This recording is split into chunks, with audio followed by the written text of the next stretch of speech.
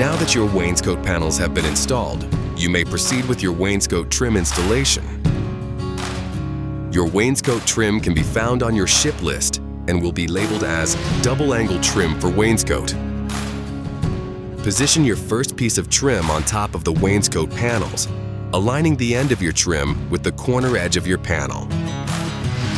Position your first screw near the edge, in line with the wainscot panel high rib.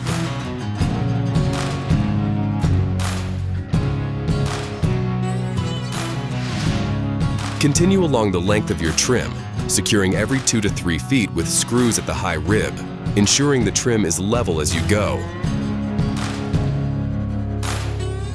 When adding additional pieces of trim, overlap with the previous piece by 1 to 2 inches. Secure using a pancake head screw through both pieces of trim if the overlap aligns with the wainscot high rib. In our example, the high rib was located slightly to the left of the trim overlap, so only the overlap trim piece was secured with the screw. Your final piece of wainscot trim may extend beyond the corner of your building.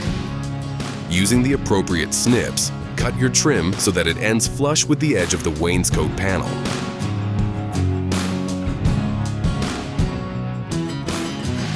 Your wainscot trim installation is now complete. You may now proceed with your sidewall panel installation above your wainscot. Thanks for choosing Worldwide Steel Buildings. Got questions? Give us a call at 1-800-825-0316 or visit our website at worldwidesteelbuildings.com.